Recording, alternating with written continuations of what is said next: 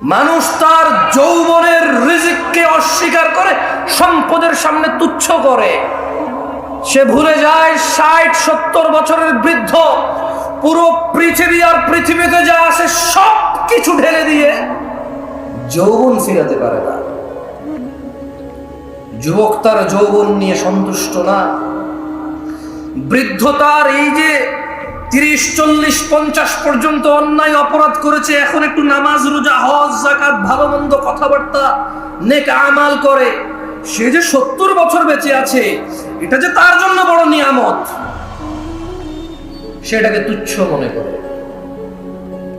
বাংলাদেশিদের কাছে টাকার উপরে কোনো রিজিক না, যে কোনো মূল্যে উপার্জন করতে হবে। আজকে আলোচনার বিষয় রিস্ক। যদিও আমার ইসলামের সবগুলো বিষয়ের প্রতি, ইসলামের মোটামুটি অনেক বিষয় আমার জানাই নাই, যেগুলো জানি খুবই সামান্য জানি। এর মধ্যে ওমা তৌফিকি ইল্লা বিল্লাহ, আল্লাহ যতটুকু সামর্থ্য দেয় নিজের মতো করে কোরআন ও সুন্নাহ আপনাদের সামনে তুলে ধরার চেষ্টা করব নিজেকে। আল্লাহ সুবহানাহু ওয়া তাআলা বলেন কোরআনুল কারীম, আউযু বিল্লাহি মিনাশ শাইতানির রাজীম, ওয়ামা খালাকতুল জিন্না ওয়াল ইনসা ইল্লা লিয়াবুদুন।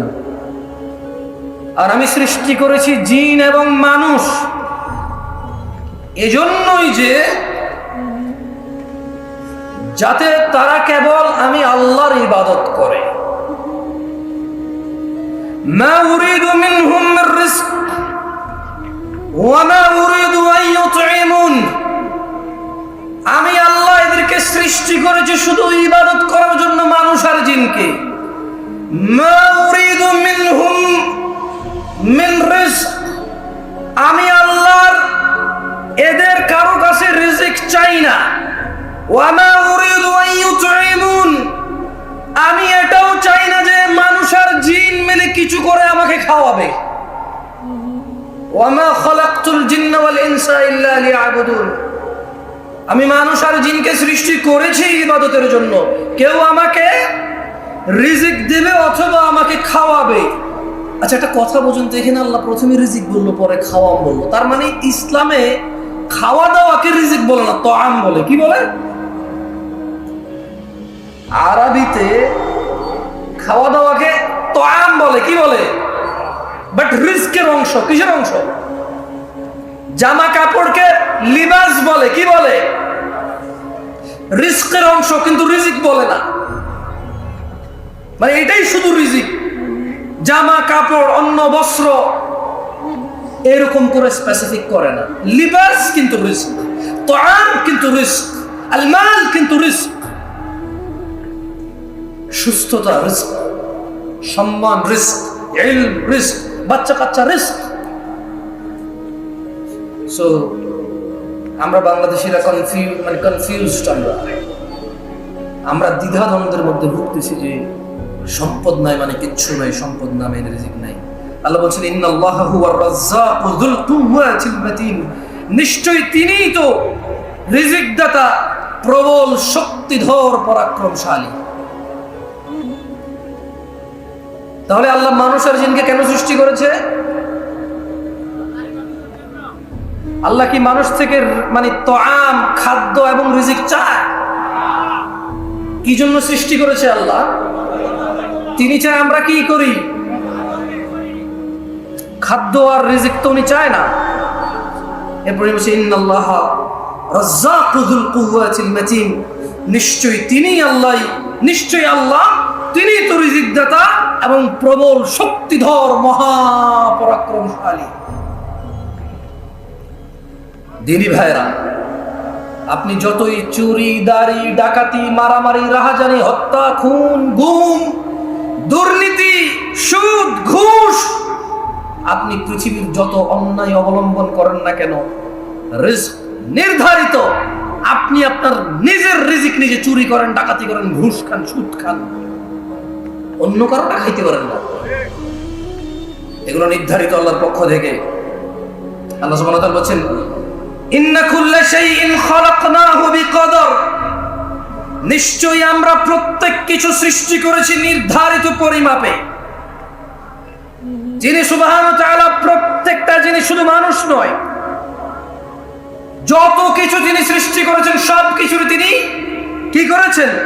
তিনি সুবহানাহু ওয়া তাআলা এটাকে পরিমাপে সৃষ্টি করেছেন, নির্ধারিত করেছেন সবার জন্য কে কি পাবে, কতটুকু পাবে, কখন পাবে, কোথায় পাবে, ইভেন কে কোথায় জন্ম নেবে, কে কোথায় মরবে, প্রত্যেক জিনিস নির্ধারিত। ভাইরা আমার, দিনী ভাইরা, আপনি যে চুরি, ডাকাতি, ঘুষ, সুদ, অন্যায়, অবিচার, অত্যাচার করে শুধু ধনাঢ্য হতে চান, আপনাকে একটা কথা বলে রাখি, মায়ের পেটে থাকা অবস্থায় রিজিক লিপিবদ্ধ হয়ে যায়।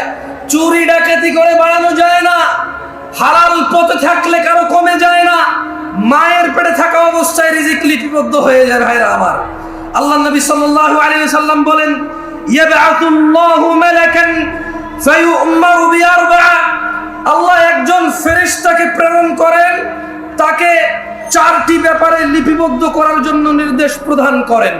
আল্লাহ সুবহানাহু ওয়া তাআলা বাচ্চা যখন মায়ের পেটে থাকে, একজন ফেরেশতাকে কি করেন? তিনি প্রেরণ করেন। ফেরেশতা চারটি বিষয় নির্ধারণ করে। কয়টি বিষয়? চারটি বিষয়। ফেরেশতা তার নির্ধারণ করে দেন তার রিজিক এবং তার জীবনকাল, মানে সে কতদিন বাঁচবে, তার সুখ ও দুঃখ, অর্থাৎ নেককার নাকি বদকার হবে সে। কয়টি জিনিস লিপিবদ্ধ করে মায়ের পেটে? কয়টি? প্রথমে, মাইকের সাউন্ড বেশি, আপনারা কি বোঝেন না? কথা কি পরিষ্কার বোঝা যায়? কয়টি জিনিস লিপিবদ্ধ করে? প্রথম, তারপর খায় ফেলছেন, দেখছেন? আমি আবার পড়ে শুনে, কেমন? খায়েন না ভাই, খাওয়ার জন্য এদেশে জিনিসের অভাব নেই, ওয়াজ খাই ফেলিয়েন না, কেমন? খাওয়ার জন্য জিনিসের অভাব নাই। কনসেন্ট্রেশন করার চেষ্টা। দেখেন, you are few of people, আমি বলবো না যারা চলে গেছে তারা খারাপ, কারণ কারো কালকে ডিউটি আছে, কারো কালকে কোথাও অ্যাপয়েন্টমেন্ট আছে, কারো শারীরিক দুর্বলতা আছে, কারো মানসিক দুর্বলতা আছে, কারো অপারগতা আছে, কেউ শীতের জামা কাপড় নিয়ে আসে নাই, কেউ দূর দূরান্ত থেকে আসছে না। সো আমি বলবো না যে কেন চলে গেছে সবাই ভালো না, এটা ঠিক না। তবে আপনারা একটু ভেবে দেখেন, আপনারা কারা? আপনারা হচ্ছেন তারা যারা আজকের এই প্রোগ্রামকে শেষ করে যাবেন চিন্তা করেছেন, যারা আজকে এই প্রোগ্রামের পরিপূর্ণ কল্যাণের অপেক্ষা করছেন, আশা করছেন, আকাঙ্ক্ষা করছেন। এই রাত 11:30টায় যদি আপনি কোথাও বসে থাকেন দিন শিখার জন্য, এরপর যদি মনোযোগ না দেন, আপনার চাইতে বোকা মানুষ, লসকারী, ক্ষতিগ্রস্ত আমি তো আর কাউকে দেখি না।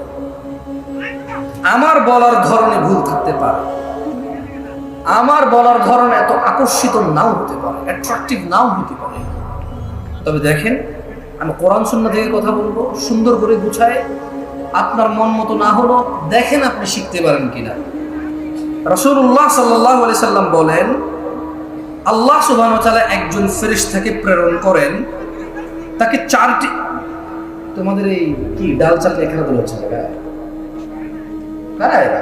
ডেকোরেটর তো খাবার ওখানে হাঙ্গামা করছে, ক্ষুধার্ত লোকগুলোকে তোমরা বসায় রাখো, তাহলে খাইতে দাও, চুপচাপ করা ওদেরকে। খাওয়ার জন্য যদি করো, মুখে দিয়ে দাও না ভাত, তোমরা সব হেল্প করো, দুইজনে দুই হাতে নিয়ে মুখে দিয়ে দাও, ও চুপ করো, ও খাবে তো খাক না।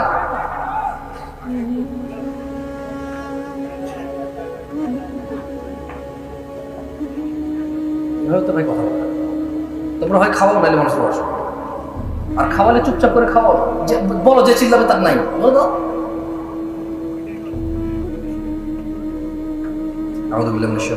রাসূলুল্লাহ সাল্লাল্লাহু আলাইহি ওয়াসাল্লাম বলেন, আল্লাহ সুবহানাহু ওয়া তাআলা একজন মালায়েকাকে প্রেরণ করেন চারটি বিষয়। কয়টি বিষয়? চারটি ব্যাপারে লিপিবদ্ধ করার জন্য আল্লাহ সুবহানাহু ওয়া তাআলা একজন ফেরেশতাকে প্রেরণ করেন। প্রথমে ওর রিজিক লিপিবদ্ধ করে, 2 জীবনকাল কতদিন বাঁচবে তা লিপিবদ্ধ করে, 3 সুখ দুঃখ, সুখ, 4 দুঃখ, অর্থাৎ সে নেককার বা বদকার, তা লিপিবদ্ধ হয়ে যায়। সুবহানাল্লাহি ওয়া বিহামদিহি সুবহানাল্লাহ। কয়টি বিষয়? 1 2 3 4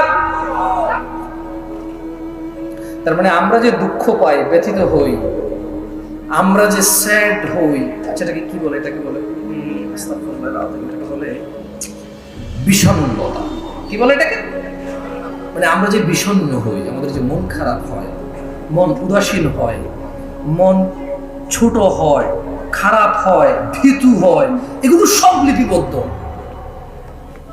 আলহামদুলিল্লাহ আলা কুল্লি হাল, সর্ব অবস্থায় কার প্রশংসা? কার? আল্লাহর প্রশংসা। দেখেন দিনী ভাইরা আমার, আপনারা সৌভাগ্যবান। কেন বলবো জানেন? আমিও সৌভাগ্যবান আজকে। আল্লাহ আমাকে কবুল করুন, আপনাদেরকে কবুল করুন। আমি আপনাদের এখানে কি বলবো এটা নিয়ে চিন্তা করতেছি। আমি আজকে রিজিক নিয়ে আলোচনা করতাম না। মূলত আমি হঠাৎ করে একটা হাদিস আমার চোখে পড়ছে। ওই একটা হাদিস চোখে পড়ার পরে আমি চিন্তা করছি ঠিক আছে একটু রিজিক নিয়েই বলি, যেহেতু এই হাদিসটা খুব ভালো লাগছে আমার। মানে আমি অনেক আগে পড়েছি, আমার মনে নাই এটা। পৃথিবীতে কত ইনসিডেন্ট ঘটছে আমার সামনে, ক্ষতি, লাভ, লস, দুঃখ, কষ্ট, সুখ, উচ্ছ্বাস, আনন্দ, বিষণ্ণতা, বহু কিছু ফেস করছি। এই হাদিসটা আমার মনে পড়ে নাই। কিন্তু আজকে আপনাদের কি বলবো এই জন্য করছি। এখানে দেখেন আল্লাহ নবী সাল্লাল্লাহু আলাইহি ওয়াসাল্লাম থেকে, আল্লাহ নবী সাল্লাল্লাহু আলাইহি ওয়াসাল্লাম বলেছেন, তিনি বলছেন যে ইন্নাল্লাহা ইউতি দুনিয়া মান ইউহিব ওয়া মান লা ইউহিব। কথা বোঝেন, সুন্দর একটা কথা বলছেন আল্লাহ নবী সাল্লাল্লাহু আলাইহি ওয়াসাল্লাম। তিনি বলছেন যে নিশ্চয় আল্লাহ যাকে ভালোবাসেন ও যাকে ভালোবাসেন না উভয়কে দুনিয়া দিবেন। নিশ্চয়ই আল্লাহ যাকে আর যাকে ভালোবাসে না, নিশ্চয়ই আল্লাহ যাকে আর যাকে উভয়কে কি দিবে? কি দিবে? দুনিয়া। তার মানে দুনিয়া পেতে হলে একবারে মুমিন, মুত্তাকি, মুসলিহ হইতে হবে, এটা জরুরি না। গাড়ি বাড়ির মালিক হওয়ার জন্য ইট ইজ নট নেসেসারি যে আপনি মুমিন, মুত্তাকি, মুসলিহ হইতে হবে। কারণ আল্লাহ যাকে ভালোবাসে তাকেও দুনিয়া দিবে, যাকে ভালোবাসে না তাকেও কি দিবে? দুনিয়া। এরপরে বলছেন যে ওয়ালা ইউতিল ঈমান ইল্লা মান আহাব। পূর্বাচলের মানুষ, আমি জানি না কোন বোন এখনো উপস্থিত আছে কিনা, রাত প্রায় 11:30 প্লাস, রাত প্রায় 12টা বাজে। ও আমার ভাই ও বোনরা, এই হাদিসের দিকে একটু লক্ষ্য করেন। ইন্নাল্লাহা ইউতিদ দুনিয়া মান ইউহিব ওয়া মান লা ইউহিব। আল্লাহ দুনিয়া দিবে, গাড়ি দিবে, বাড়ি দিবে, সম্মান দিবে, সম্ভ্রম দিবে, সব কিছু দিবে, ক্ষমতা দিবে যাকে আল্লাহ ভালোবাসে আর যাকে ভালোবাসে না উভয়কে। ওয়ালা ইউতিল ঈমান, কিন্তু আল্লাহ ঈমান দিবে শুধু তাকেই, ইল্লা মান আহাব, যাকে আল্লাহ ভালোবাসে শুধু তাকেই আল্লাহ ঈমান দিবে। আল্লাহর কাছ থেকে ঈমান পাইতে হইলে আল্লাহর ভালোবাসার উপযোগী হইতে হবে। এই ছাড়া ঈমান পাওয়া যাবে না। ঈমানদার তো অনেক দূরে, আল্লাহ ঈমানই দিবে না যদি আল্লাহ আপনাকে না ভালোবাসে। আল্লাহর ভালোবাসা পাবেন কিভাবে বলতে পারেন? আল্লাহ বলছেন কুল ইন কুনতুম তুহিব্বুনাল্লাহ। ও মুহাম্মদ সাল্লাল্লাহু আলাইহি ওয়াসাল্লাম এদেরকে বলে দেন, ইন কুনতুম তুহিব্বুনাল্লাহ, যদি তোমরা আল্লাহকে ভালোবাসো, ফাত্তাবিউনি, আমি মুস্তাফা সাল্লাল্লাহু আলাইহি ওয়াসাল্লামের অনুসরণ করো, ইউহিব্বুকুমুল্লাহ, যদি আমি মুহাম্মদের অনুসরণ করো, ওই আল্লাহ আরশে আযীমের মালিক উনি নিজেই তুমি বান্দাকে, সৃষ্টিকে ওই আল্লাহ নিজেই ভালোবাসবে। আল্লাহ ভালোবাসবে কাকে? জবাব ঠিক হয়েছে, এবার সবাই বলেন আল্লাহ কাকে ভালোবাসবে? যে নবীর অনুসরণ করে। আল্লাহ কাকে ভালোবাসবে? কাকে ভালোবাসবে? যে বাঁ হাতে খায় সে কি নবীর অনুসরণ করে? যে টাকনুর নিচে পড়ে সে কি রাসূলের অনুসরণ করে? যে দাঁড়িয়ে দাঁড়িয়ে খায় সে কি রাসূলের অনুসরণ করে? যে ডান পায়ে টয়লেটে যায় সে কি রাসূলের অনুসরণ করে? যে বাম পায়ে মসজিদে ঢুকে সে কি রাসূলের অনুসরণ